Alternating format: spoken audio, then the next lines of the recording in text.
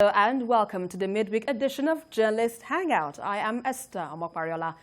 Today on the program, APC sacks officials nationwide, extends Buni-led Caretaker Committee's tenure by 6 months, and expels ex-vice chairman South amidst rampant insecurity. President Buhari promises to procure more weapons for the military as Sokoto farmers relocate to Niger Republic. NEMA says floods kill 68, wreak havoc in 35 states. And later on the show, Ronaldo scores twice in Juventus' 3-0 win away to Barcelona as Manchester United crash out of the Champions League. I will be hanging out with Babajide Kolade Otitoju, Wale Adeoye, and Tunde Abaton. Journalist Hangout starts now. Well, it appears the ruling All Progressives Congress is putting too many woods on the fire. In the midst of the reconciliatory efforts and planned nationwide national convention, the party is also wielding the big stick. Now, the APC National Executive Council has dissolved all ward, local government, state, zonal, and national party officials and reformed them to caretaker committees. Well, at the APC NEC meeting in Abuja with President Muhammadu Buhari in attendance, the party also approved the expulsion of its former national vice chairman for the South, Hilad Etta, for his refusal to withdraw his case against the Caretaker Committee. Among other resolutions, the APC NEC extended the tenure of the Mala Buni-led Caretaker Committee of the party by 6 months. Now, with these, the days ahead promise to be interesting. But let's hear from the President, Muhammadu Buhari, and the Governor, Buni. Get you more updates on that in the course of the program. Now, let's quickly get the reactions of our guests in the studio. Babajide, let's begin with you now. APC sacked its officials and extended Buni-led Caretaker Committee's tenure for another 6 months. What do you make of this arrangement? Well, these days it's difficult to actually explain some of the things happening in the APC, explain the intentions behind some actions. But not many of us expected that the Caretaker Committee will be asking for six more months to carry out his two-pronged mandate. The truth is, when you look at what they have done, you see clearly that there was no real effort to actually organize a convention of the party. And if you ask me, that was the biggest mandate that the main Mala Buni-led Caretaker Committee was given. There was no effort, no real effort. If anyone is aware of efforts made by this Caretaker Committee to actually put a convention in place, then that person should tell me, because I cannot see any move. Now, they've got 6 more months. I asked myself, why would you take a decision to dissolve the ESCOs from ward to state level? It took the intervention of the VP, to get them to now transform executive council members in the various states at the ward level to caretaker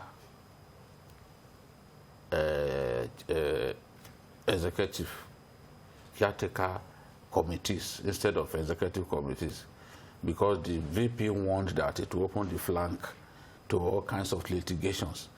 All of the APC executive councils across board were elected in 2018 for a 4-year term.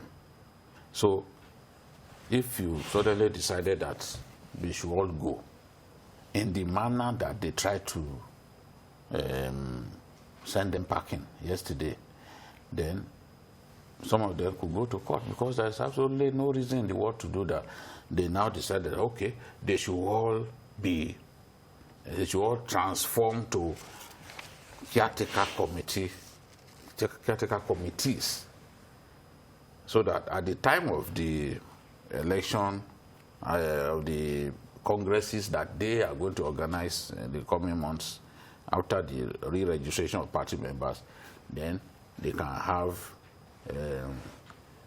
fresh, they can be replaced or they can come back and all that. A lot of things have changed about the party, and the leaders of the party have got to watch it. So you're not satisfied with the whole arrangements so far? No, there are many things that I'm worried about as they concern the party, because this is a party that has been struggling to stay cohesive, and they lost some states in the last general election because of that. Some of these actions that we are seeing will not really help the party to stay united, because the intentions of the purveyors of all of these moves will generate suspicion and distrust. People are wondering, what do they really want to achieve by some of these things? You see, in the past, before a NEC meeting of the APC is held, there's usually the National Caucus meeting. The National Caucus meeting will sit and then try to hammer out a deal. Some of the issues that will come up at the NEC meeting will have been decided so that they can achieve some unanimity before going for that meeting. We didn't see that yesterday. Mr. President was saying, and I found it interesting, he was saying that the party should try to abide by the arrangements, the pre-merger arrangements, you know. So, and the question I asked was, okay, you are talking about pre-merger arrangements. How many of the founding fathers of the party were present at yesterday's meeting? You know, because the parties that came together, AMPP, CPC, a faction, AMPP, a faction of ABGA that Okorocha belonged to. How many of those founding fathers of the party were present at the meeting yesterday? The answer is blowing in the wind. So all kinds of actions that suggest that this is a party that may just eventually, from within, destroy itself. We are seeing all those. Right, I understand we already have the soundbite of the President, Muhammadu Buhari, and Governor Buni-led on the recent dissolution of party officials. Stay with us for this. Membership registration, revalidation is therefore a necessary step. Membership registration revalidation will lay the foundation for reorganizing our leadership from ward to local government, state, and national levels. It is with honor that we invite the National Executive Committee to review the activities of the Caretaker Extraordinary Convention Planning Committee in the last 5 months and to direct accordingly the next steps forward. It is with the highest sense of responsibility that we present the NEC an abridged report and a few recommendations requiring its approvals. Well, you just heard the President there and Mai Mala Buni speaking on the dissolution of party officials of the APC. Now, this is, well, from the point of Babajide, it's, well, not so pleasant for the party. But, Wale, what's your take on this issue so far? Do you think the party is heading for the rocks, even though the party believes it is a moment for them to re-strategize, you know, reconcile, and, of course, bring in new members, as it were? Do you think perhaps the party is on the right track? Well, I think it's too early to suggest what may actually happen. But we can learn from past experience, from precedents. The party, the resolution was not just on dissolution.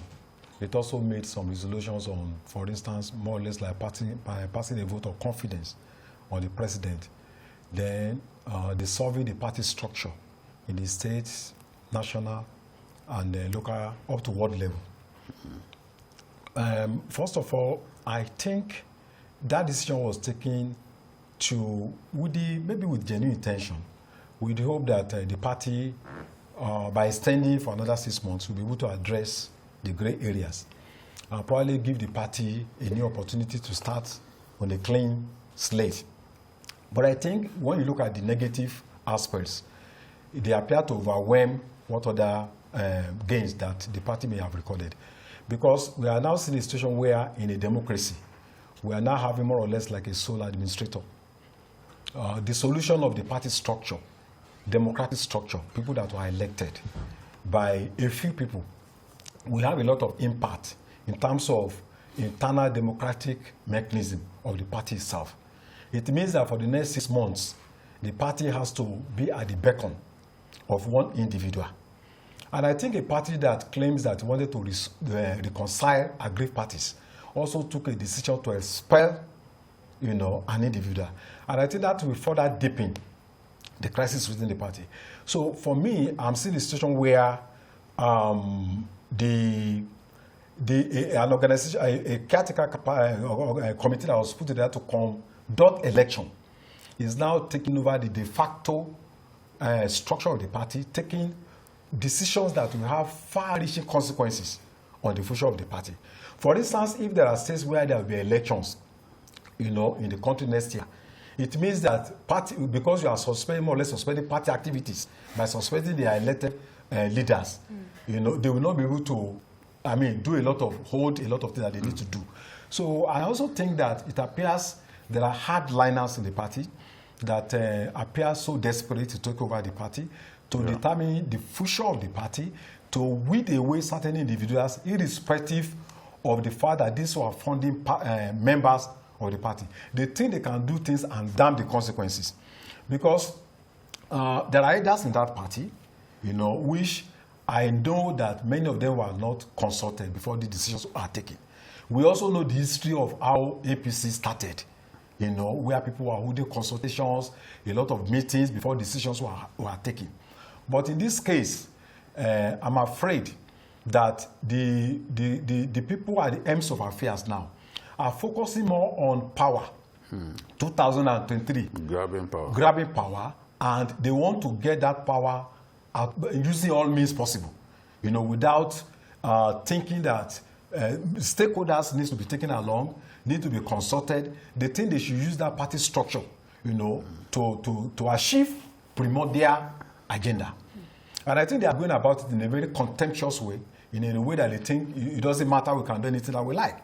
And I'm afraid what they are doing, we need to be very careful, because crisis within political parties also has a way of spilling over to the conscience of the nation. In the 60s, the crisis within Action Group, snowballed into a national crisis and consumed the nation. So we are moving towards another election, 2023, and I don't think what should preoccupy these individuals is how to ensure that they are the one that determine who win, the next. That's what I see that is going on. Every effort, the next president must be the one to determine it, and that the views of the people do not matter. I think they need to be very careful. If they are good students of history, they must know that there are consequences for running the party without, taking the stakeholders along. Let me clarify again. The decision initially was to dissolve all those ESCOs, but the VP intervened and warned about the legal implications. So they now said, okay, from now you become caretakers. So, which means that those ESCOs in the states will still run the affairs of the party, but as caretakers, just like you have at the national level. So the ESCOs in the states are still there. The VP warned that if we merely send them packing, some of them will go to court because they won election and they got a 4-year mandate. So they are still there. But to even think of sending them packing is something that I can't imagine. What if the VP was not there? They were going to make this kind of mistake before the 2019 election, when about 4 governors were saying that, that they needed to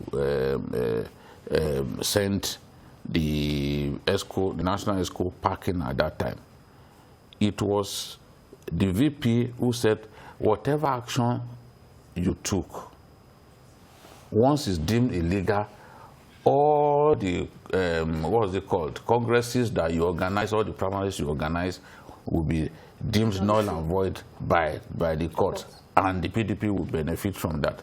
So they had to now slow down at that time.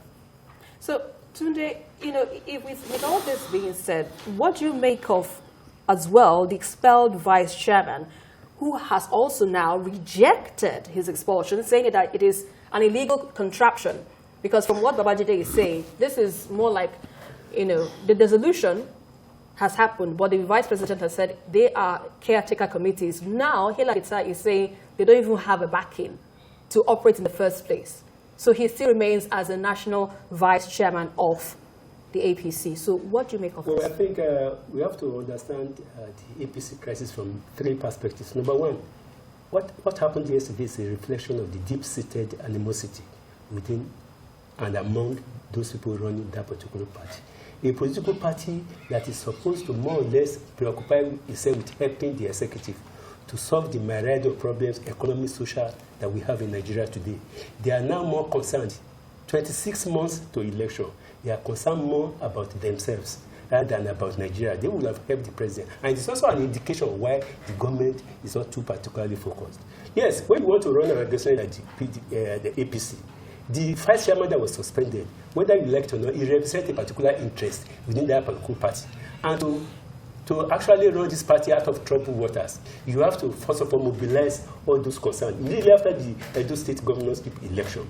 Because what it means now is that the APC is going to be on autopilot between now and June next year. By that time, a lot of conflicting interests will continue widely. There is no center for coercion within the APC by that dissolution yesterday.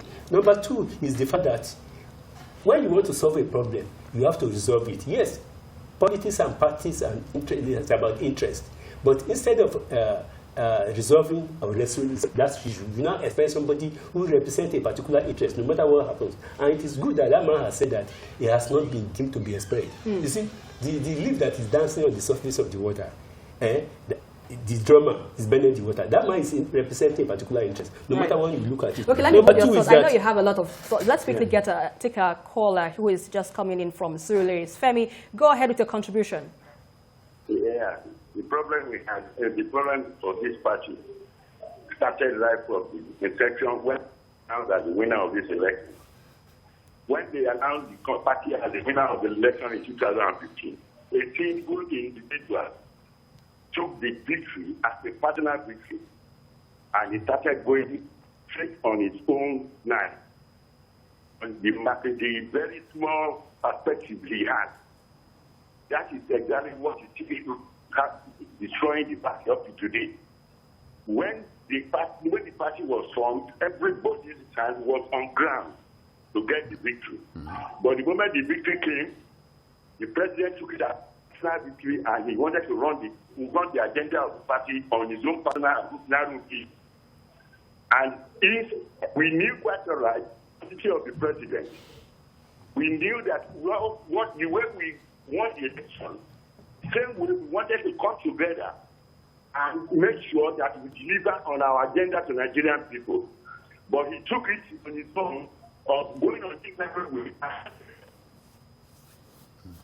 But now, when you look at the major advisors to the president and the president, they are just Bagudu, Malami, and some other people.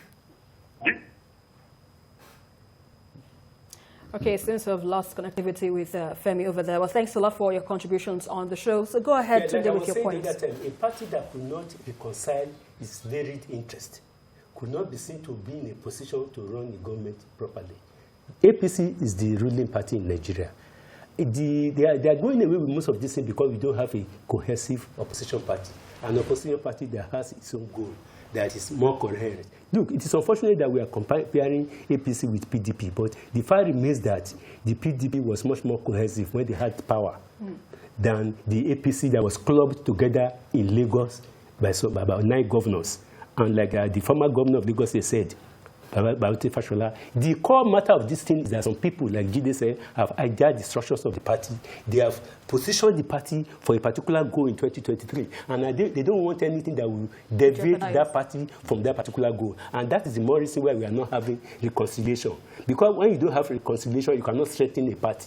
The part that they have taken by this thing, like he said, yeah, the VP intervened. But I am telling you, all those caretaker committees at the state and world level, they are going to work at cross purposes for the next 6 months. I can't see them working with the national chairman, who has assumed a power that is even beyond the neck of the party.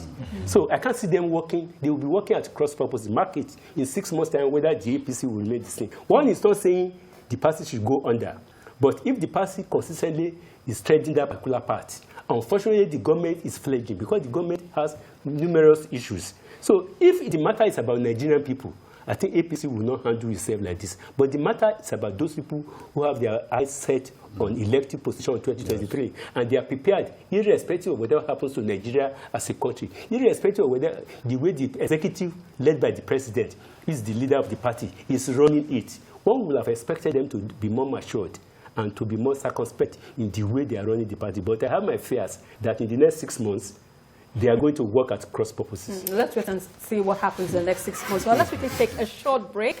We'll have more discussions after this. Welcome back. You're still on to Journalist Hangout. But before we go to our next discussion, let's quickly wrap up this earlier discussion we're having on concerning the dissolution of APC party officials by the National Executive Council. So, Babajide, what's your final thoughts on this before we move to our next area of discussion? Yes, the party, if their plans go, if things go according to the plan of the caretaker committee, the re-registration of party members would begin this month.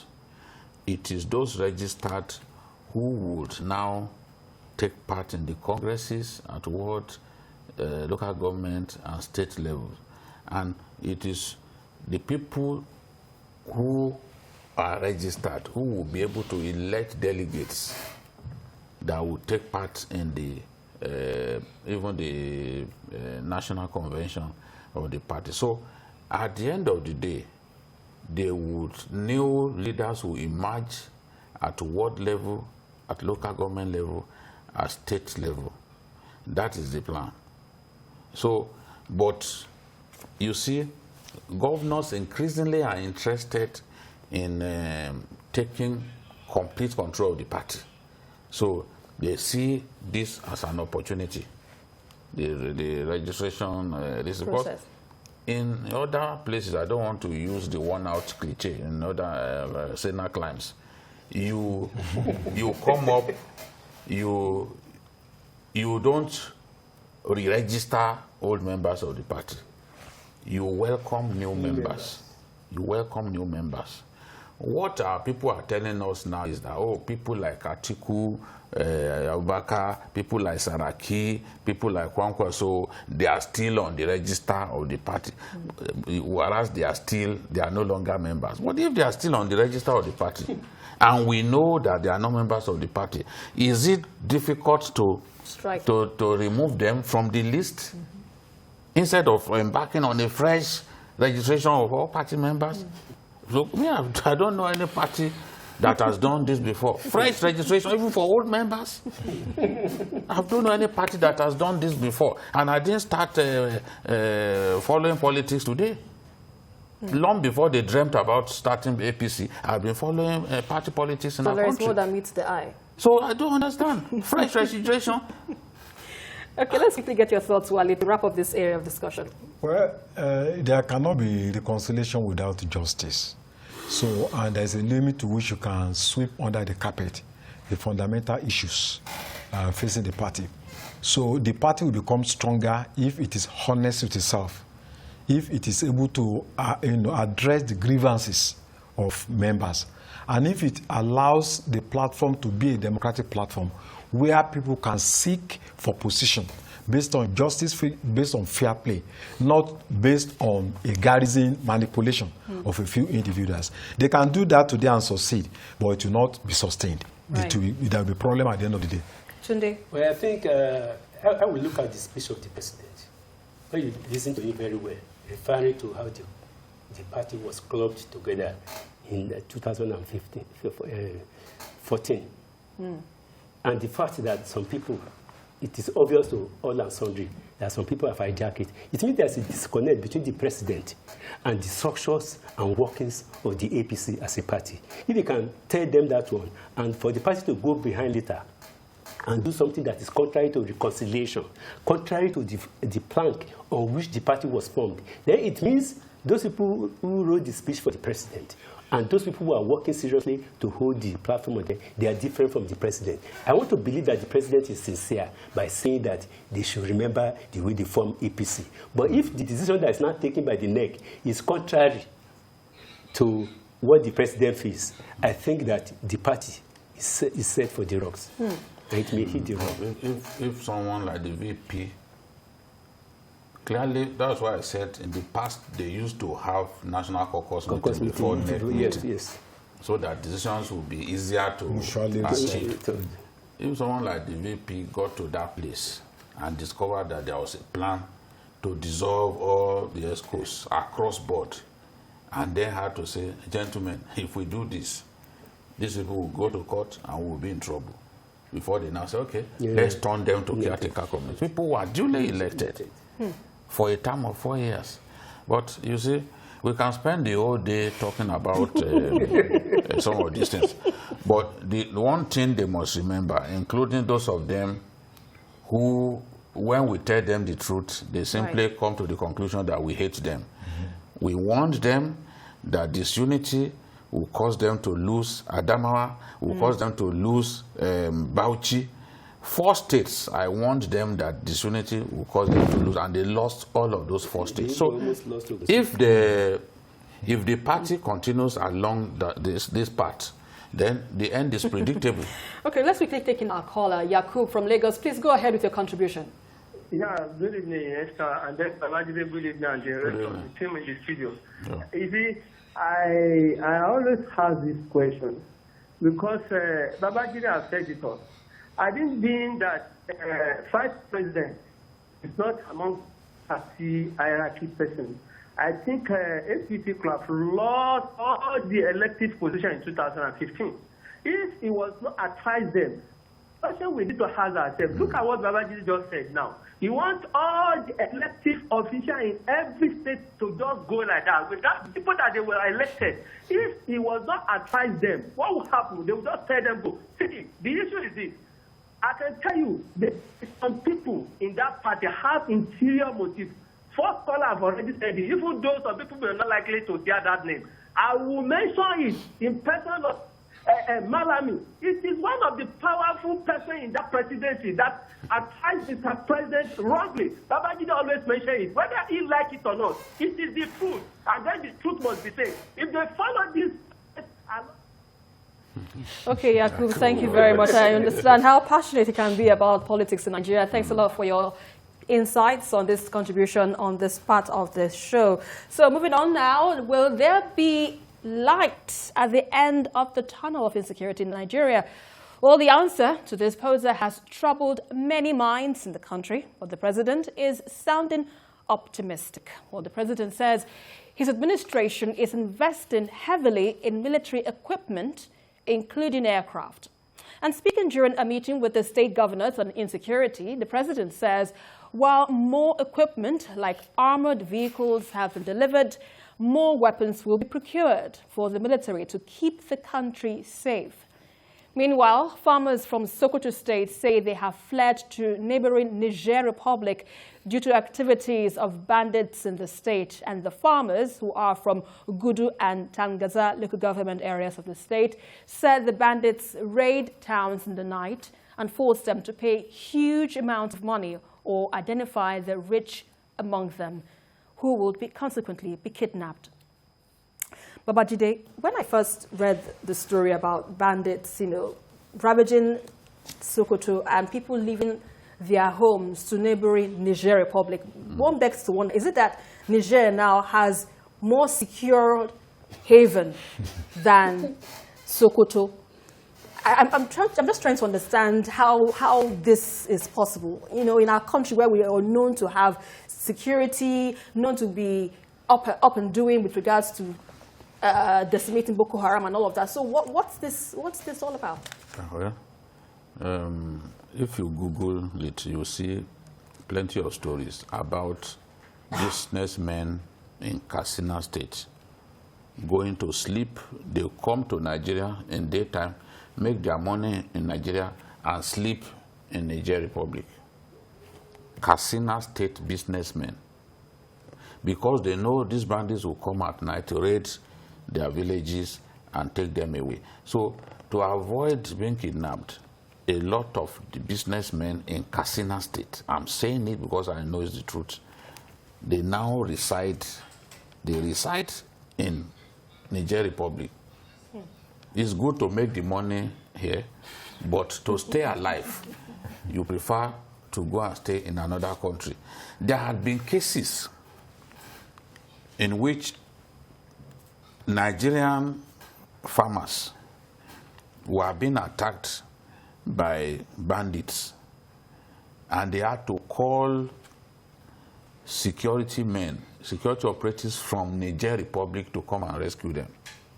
There was a story on VOA Hausa Service, where those farmers were complaining that if they call Nigerian security operatives, that they will wait and wait, they will not show up. But that if they call the Nigerian gendarmes, in no time, they are there to rescue them. So if this is the situation, is it a surprise to you that many of them would rather go and live in Niger Republic?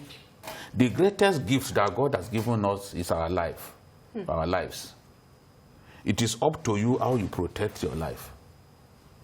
If you can see death lurking, death moving inexorably towards you, the best decision to take is to flee.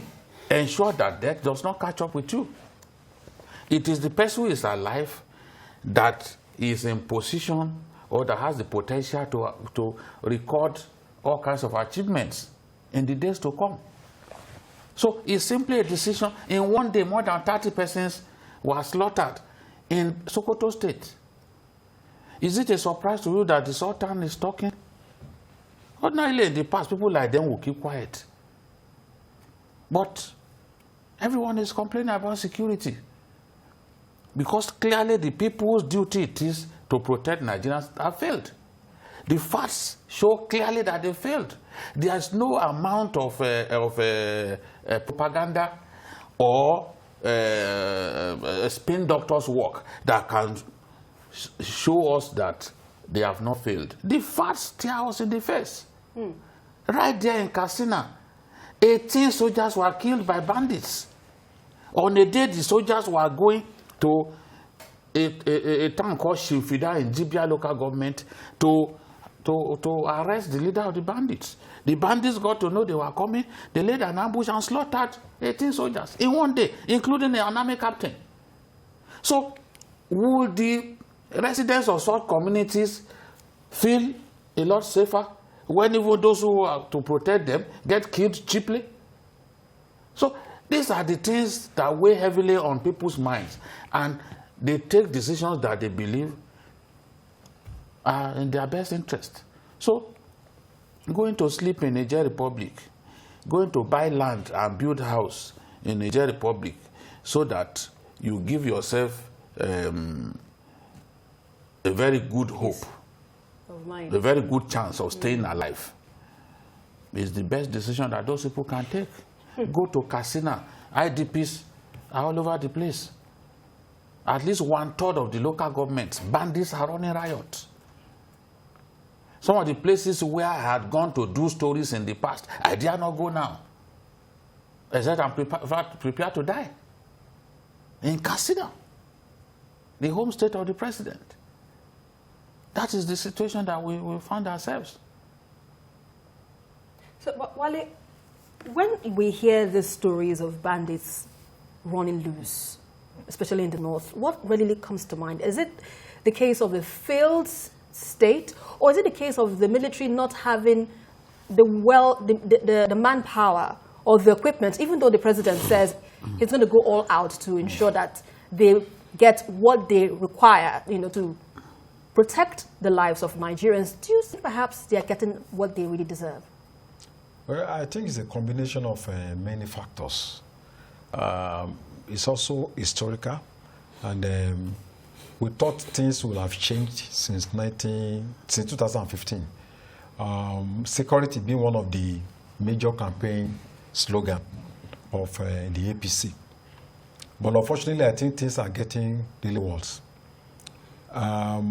If you compare security 20 years ago with what we have now, I think things are getting out of hand. Niger is just 22 million people. So Nigeria is almost 10 times the size of Niger in terms of population, not land area. But I never imagined in my widest thinking that people will be seeking economic refugee in Niger. But exactly that is what is happening now. Because in every society where there is threat to livelihood, people cannot get water, people cannot get food, people cannot even get the air to breathe. People are born to take decision to leave that kind of environment. And for people who cannot move from Katsina to Lagos State, the next place they want to go to is Niger. We must realize that there is a kind of, even though Niger is a French-speaking country, there's cultural affinity between Niger and Nigeria. 54% of people in that country are Hausa people, so people speak the same language and all that. But I think the main thing we are saying is that Nigeria, that used to portray itself as a giant of Africa, as a giant umbrella where the member countries in West Africa used to come and take refuge, we have lost that status. The country is so unsafe. Farmers cannot go to farm. Everything is collapsing. And it's like Niger is the next place that people want to find security and safety. So I think it's an embarrassment to the government. It's an embarrassment to the people in power that you can't provide, you are a rich, wealthy neighbor, but you cannot provide security for your children. Your children have to go out to go and seek refuge, with a poorer neighbor. So it's quite embarrassing. And this is going to have a lot of impact on food security. Now that we are talking about COVID-19, there's poverty everywhere, because that ASICs that used to produce beans, rice, when we don't get all these things, it's going to make the economy of Nigeria to grow worse. So I think it's quite an embarrassment, and I thought this should be one of the things that should preoccupy the party in power, instead of talking about 2023 as if it is the most important thing. So I think it's quite unfortunate. So while in security issues, many have been calling for the sack of the service chiefs. Perhaps that would be the way out of this. Well, I don't think calling for the sack of services is as old as probably Nigeria itself. I have never seen any team or any football coach that will use the same pattern to play even 5 matches. If you start from elimination stage up to when you get to quarterfinal, you can get to quarterfinal. You have to change your pattern in order to defeat to emerge into semi-final or final. But Nigeria has a record of recycling old ideas, and we are doing that at the detriment of the soldiers that we have sent to the war front. Let me take you back. About 2 years ago, I think the president did ask the National Assembly to give him $1 billion, to approve $1 billion to buy ammunition. Are we saying that all those ammunition are yet to be procured up to today? Are we saying that the Nigerian armed forces have expended all those ammunitions? We now have to go again. Then if we have used that ammunition, what have we used that money to achieve? If we procure equipment, yes, they spoke about Tucano jet and something that America is not ready to get it. Now, if we are not ready to get it, why can't we handle our fight against insurgency to foreign nations? If they use their own ammunition, maybe they get it. Another thing is that when you equip people with ammunition, and they are in their heart of hearts, they know that there's a compromise in our security architecture somewhere. How can they adequately fight? A general was just suspended, or they were asked to be demoted about last week because he was complaining openly about the lack of equipment in the Nigerian army. And the president came out to say that he will continue to provide more money and resources. And the chief of army staff also told Nigerians that foreign nations are not allowing Nigeria to. Who do we believe? So, that, like I said the other time, that there's a missing nexus between the president and the executive council and the party and the military people who are prosecuting the war. When you have that kind of situation, why should you, under normal circumstances, expect that you get a result? We can never get a result. So calling for the circle of service chief is like we are just repeating ourselves. It appears we are talking to the dev, in quote. So I think the solution is, one would have expected the APC to concern themselves. You know, I ask myself at times, whenever they have FEC meeting every 2 weeks, probably 3 times in a year or 4 times, they have National Council of State meeting. What do they normally discuss at such meetings? National Council of State meeting, FEC meeting. What do they normally discuss Nigeria? If they discuss Nigeria, I don't think anybody in government today, they should cover their face in shame, because they are not discussing Nigeria. They are just discussing about themselves. If we have 26 months to election, and the government that was sworn in 5 years ago cannot improve the security situation, on which platform it was elected? President Buhari is a tested and retired general. He rooted out the religious extremists in 1980, or the orders of the President Shehu Shagari. He cannot do that as the commander-in-chief now. I think something is amiss. I think something is amiss. So there's no point for us to continue calling. We have been discussing the same thing, service chiefs in the last 1.5 years. They have spent 6 years now. 2 of them are due for retirement already. They are beyond that age. Yes. They cannot go. All those people behind them, they are claiming about 25 years or 30 years. They are due for promotion. They cannot be promoted. And there's no way, if you are working with a principal, you cannot run beyond your principal. All those officers behind all those services, they cannot run beyond their principal. But I don't know whether the services are running beyond the president. Well, let's wait and see what turns out. But we have a caller from Kano. Please go ahead with your contribution. Hello, good evening. How are you? Fine, thank you. Please go ahead with your contribution. BQ and others. Now, let me just ask, what's wrong with us? That I just ask, what is wrong with Nigeria? We are always talking about insurgency. I mean, what is wrong? There's something wrong. Let's try to find out what is happening. I mean, what is wrong with us? Please, Mr. Gide, try and dig it out. There must be something wrong with us. That's why we are from insurgency, Boko Haram, and others. What is exactly the problem? Thank you very much. Thank you very much for the question. Babajide is like he needs you to find the question, answer to this question. Perhaps he wants us to send him to the man has said that he cannot finish his life. I don't know why are they asking. The question is for you, so you need to answer this. You see, there are many manifestations of anger. Right. Yes. Mukhtar just manifested anger, because he knows what the problems are. He's an informed person. We all know that security has collapsed in our nation. People who truly fear God will not openly come and say, no, everything is rosy. No, I know that in our country, we believe so much in impotent religiosity while not truly fearing God or walking along the ways of God. And it's such a tragedy that we are like that. The truth is, we're talking about Niger Republic. Niger Republic shares border with Nigeria in at least 6 states. Jigawa, Sokoto, Katsina, Kebbi, Yobe, Borno. So once there is any serious problem in our country, they are thinking of going to the Niger Republic.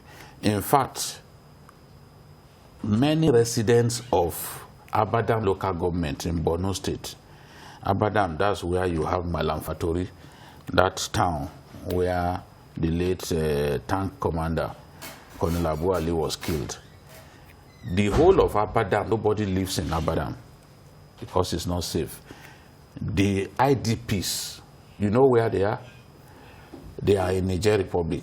The governor of the state, this is not, I didn't invent this, the governor of the state had to travel to Niger Republic to share palliatives to Nigerians taking refuge in that country. Governor Zulum, Professor Zulum, he went to Niger Republic to share palliatives to his people who are in that place, because the whole of that local government, you won't find any living soul except Malam Fatori, where we put soldiers. Soldiers are there. Other places, nobody is living in them. And there are many communities like that in Borno State that you won't find a single soul in any of them. I've said it before and I'm repeating it again. Zulum Town, that is the hometown of the governor. It is located in Monguno local government. People have not lived in that town since 2014. I'm saying it with a sense of responsibility. That's the hometown of the governor of the state. The governor doesn't go to his hometown. Doesn't go to Zulum Town. In Monguno local government. Really outside of Monguno town, other places in Monguno, if you go there, you are risking being slaughtered. You know, this is the thing. Security has literally collapsed. And I want to beg the president, once he says he wants to buy weapons for them, please do. A lot of these soldiers can't come openly to complain that they don't have weapons. Before you know it, they'll put them under court martial. They can't say it. Even the person who was demoted, he wasn't exactly complaining. He did a video in which he was talking to the chief of army staff. See us where we are. We didn't run away from battle. We are good to go. Look at us. We are here in the bush. The mandate that you gave us, we are implementing it. Look at us here. But they are firing at us in different directions. We cannot advance. It was simply giving him on the spot reports. Only for a wayward army officer to leak that video. He leaked the video, it became an embarrassment. It now looked like, oh, then people now misinterpreted to say, oh, he was complaining about weapons. No. Where he was talking about weapons, he was saying that they fired at the tires of our MRAP, the mine resistance vehicle. Now the vehicle cannot move. That's the only thing. He didn't say, no, I don't have weapons to fight. There's no time he said so. It's people who twisted the thing. And now the chief of army staff, who ought to know that this thing was just a mistake, that it was just somebody who wanted to embarrass the army and embarrass the Operation Lafia Dole commander that put it out there, now chose to punish the victim himself. Okay, let's quickly take this call that we have from Spain. Louis, please go ahead with your contribution. Louis, you can hear me. Go ahead with your contribution. Yes, please. Thank you for everything. Yes, I'm hearing. Are you hearing me? Yeah, I can hear you. Go ahead, please. Keep talking. Okay. I thank you, and I really love this sort of thing. The problem is that we have to come together. The one thing I'm saying that we are not coming together to solve this problem. We have to come together. The president has to lead. Because it's you won't leave. Because that is farmer people that are working hard so that they can even earn the end. The president can't leave. Nothing going on. So there is a time for the whole nation to come together and tackle this problem. I thank you all. Okay. All right, thank you very much, Louis, for your contribution. And well, we have to. We are not in position to tell the president to leave. No, I thought you said the president should lead. He said should lead. That's what you meant. Yeah.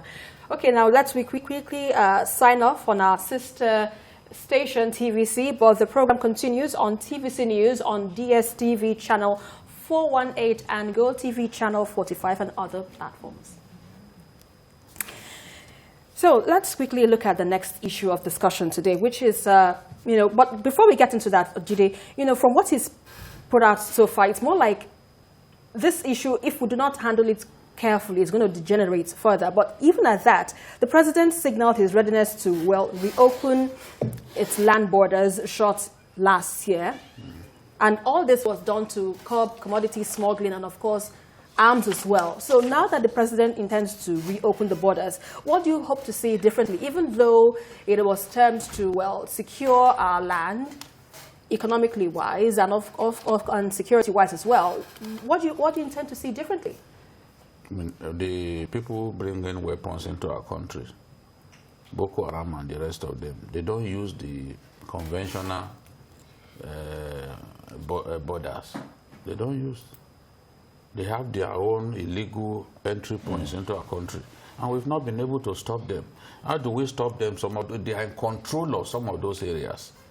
Every time the army tries to stop them, you know, kick them out of certain areas, they put up a very strong resistance, because those are their own routes through which they receive supplies and they stock up their ammunition. So they will resist.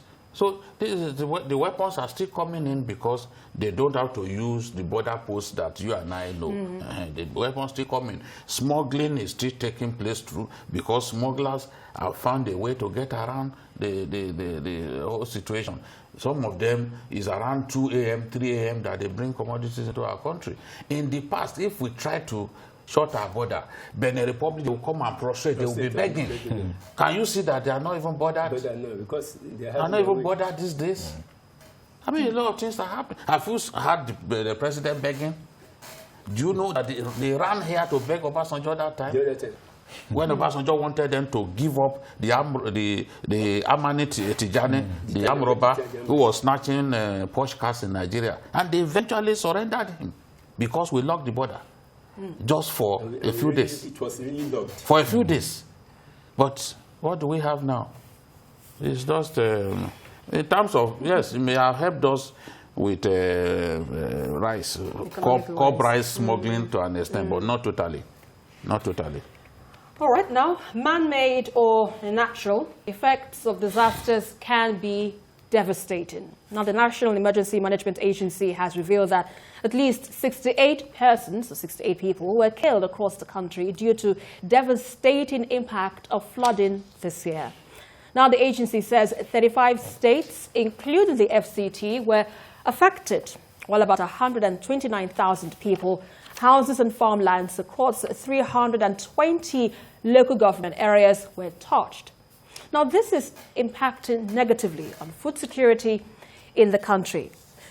Wale, when you think about this, for instance, you know, floods has become like a natural recurring disaster in Nigeria today. It's more like a sing-song, but nothing really has changed. So what do you think we aren't doing right to nip this in the bud, knowing when the season changes, what happens, and the loss that occurs afterwards? What do you think we aren't doing right? Well, I think each year we get warnings from the Meteorological Services Department. Apart from that, we also get warnings from West African organizations working on climate change, and even from the United Nations. But the important thing is that we do nothing until the worst things happen. Now we are talking about 129,000 people displaced. From what we are seeing, we appear not to have a national strategic plan, to protect our environment.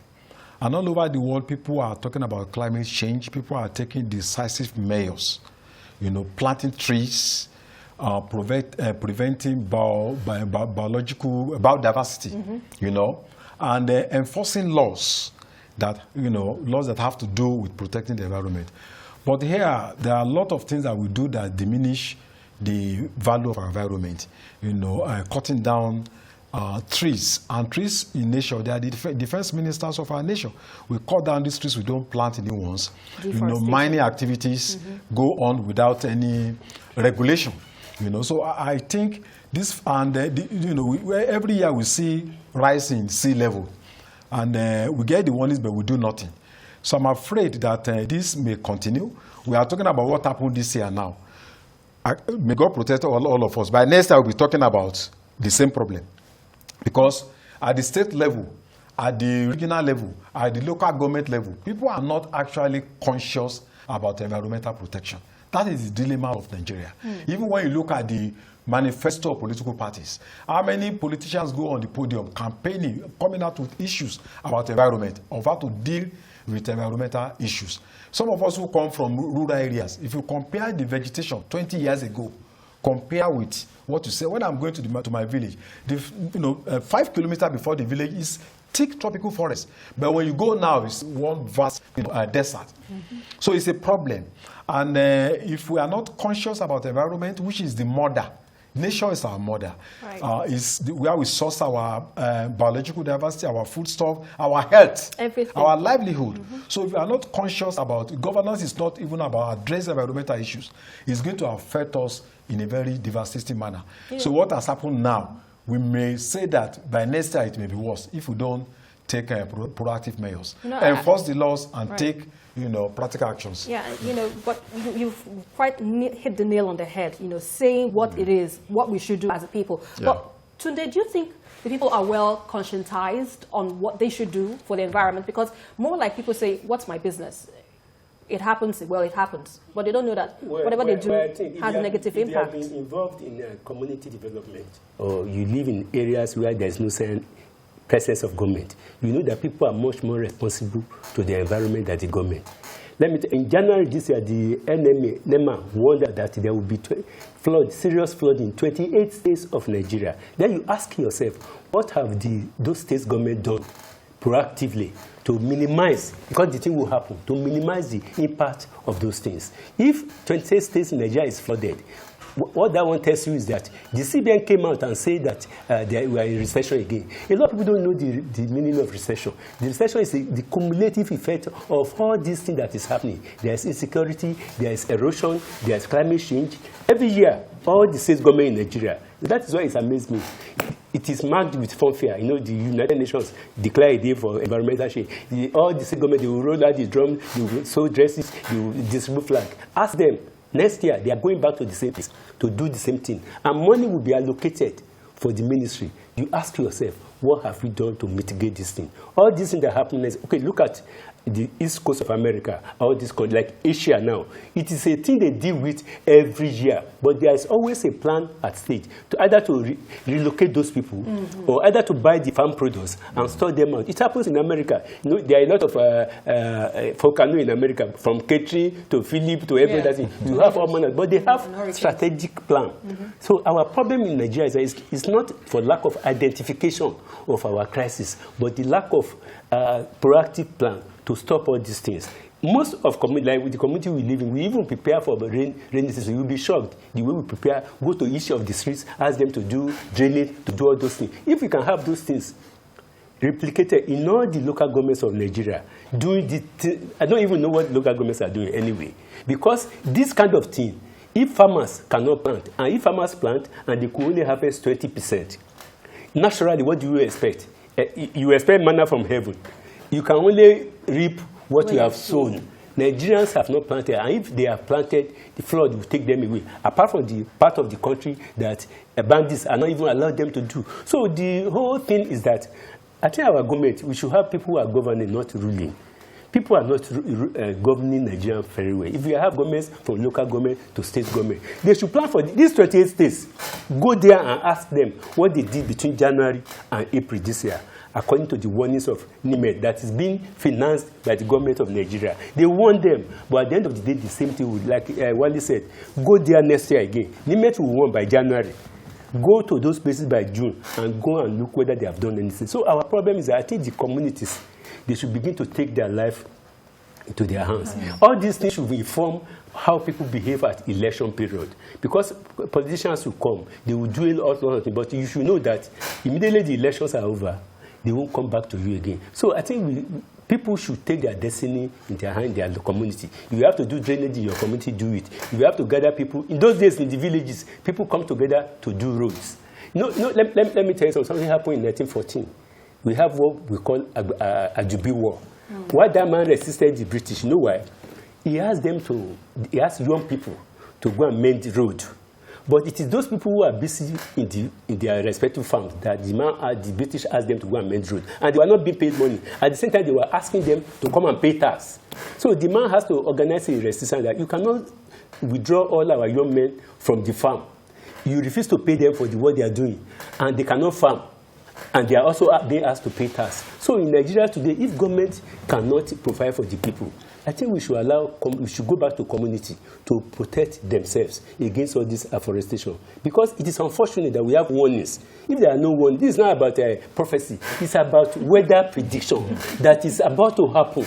And we can see it with our face. It happens in America, Katrina, all manner of hurricane in America. Indeed. So why can't we plan? Yes, we need to plan, but Babajide, when you see this, from what Tunde says so far, we need to take our destiny in our own hands. If the government is not ready to do its bid, or rather, do its bid, rather, if I use that language. But in taking our destiny in our own hands, what are those pragmatic steps? Because environmentalists have said you need to stop cutting down your trees, stop blocking your drainages. What are those things now that we individually can do by ourselves at home if the government isn't ready to do its own part of the bargain? No, the people cannot do the government's job for it.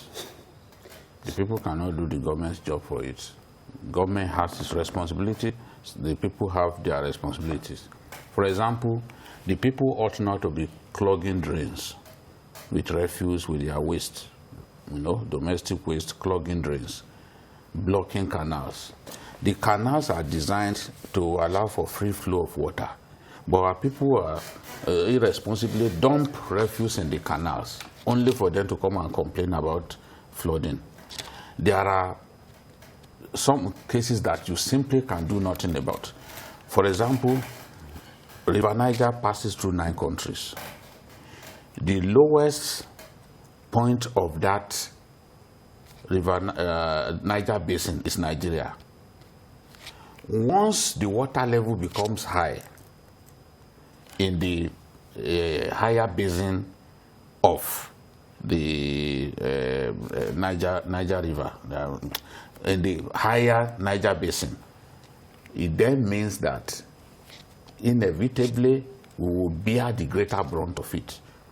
This year in September, when some of those countries, Burkina Faso, the rest of them, began to experience flooding from the River Niger, the River Niger itself needs some desilting to ensure that it can retain its water and reduce flooding.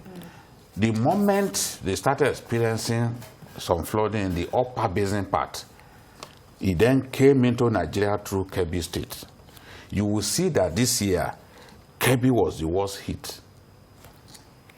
More than 50,000 rice farms were lost to flooding this year in Kebbi State alone. And more than 3/4 of the people died as a result of flooding this year, died in Kebbi State. Because the volume of the water, there was simply nothing anybody could do. It's just like a dam breaks. When a dam breaks, everything on its part is in trouble. That's why they try to control it, ensure that the dam doesn't break by slowly releasing water. But every time they even release water from dams, our communities are flooded. Farms are destroyed. You see the Onyo Dam around us here. Every time they release it, in Lagos, in Ogun State, our communities will be flooded. Go to Kogi State, a lot of people suffered as a result of flooding this year. So government has a responsibility to work on drains, expand the drains, make them to be able to take much more water than they normally would take. And then people build on drainage channels. People build on natural waterways. They need to be held accountable. No matter how big those buildings are, they must be removed. The political will to remove skyscrapers built on drainage channels, in my view, is not there. I know even in this town, in this Lagos, there are people who built skyscrapers on drainage channels. How they even got approval, how they got approval to have those buildings erected in those places, I wish I understand. I know that when Ashwaji Tinubu was governor, he dismissed many people in the urban regional planning board. For this reason, he chose to punish them rather than remove those buildings, because somebody gave approval. This is the way we hurt ourselves. And until we change our ways, some of these things will not stop. It will not stop. In the other 8 countries of the world, where of Africa, where we have River Niger passing, I believe that they don't suffer as much as we suffer every year. Yet there's no change. Every year we'll come and talk about this problem of flooding. Every year people will relocate to somewhere else because of flooding. But both the government and the people have a job to do to ensure that we are able to surmount this problem. Okay, so but from what you've said so far, definitely it relies on both the government and the people to ensure that we do not have this issue of floods in our community or in our country, as it were. But what pragmatic steps, Jide, do you think we can do on the short term, even though floods has become a regular occurrence? That's why I said that the drains, they need to do something about the drains. We are lucky in our country, floods are not caused by hurricanes in our country. So we are in a situation in which we can even manage the situation that we have. If we see in Asia, flash floods, hurricane, they can't even manage the situation when it happens. But in our country, we can, at least if we do our best, desilt some of our rivers, dredge them, desilt them, and build drains that can stand the test of time.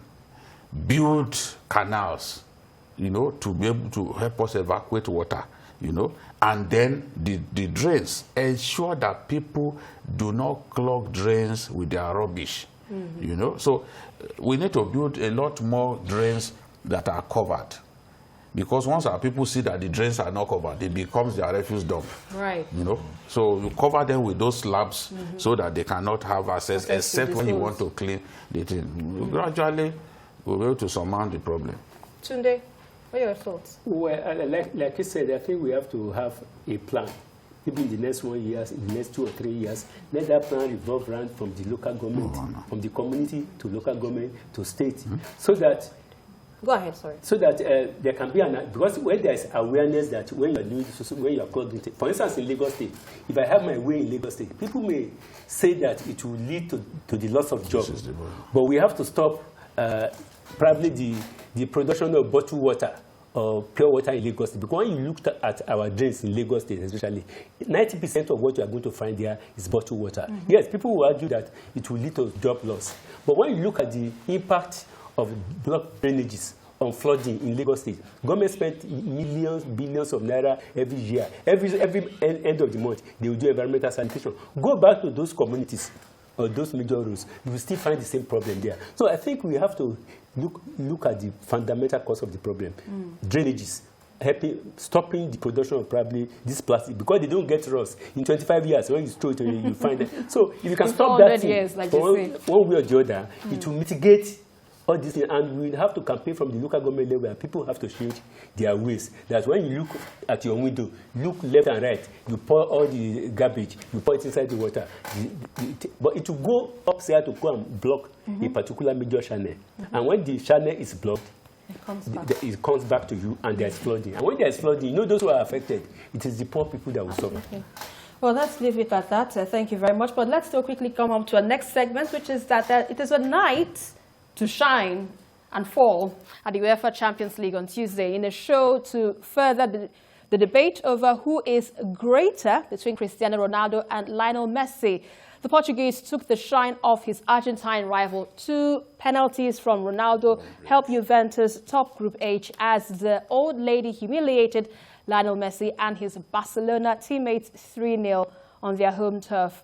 Well, let's quickly take a short break and we'll discuss this topic when we come back. Stay with us. Remember, you can join us tomorrow for another episode of the program. You can also watch the repeat broadcast tonight at 11. We are on YouTube at youtube.com/TVC News Nigeria. I am Esther Mokwariola. Bye for now, and God bless Nigeria.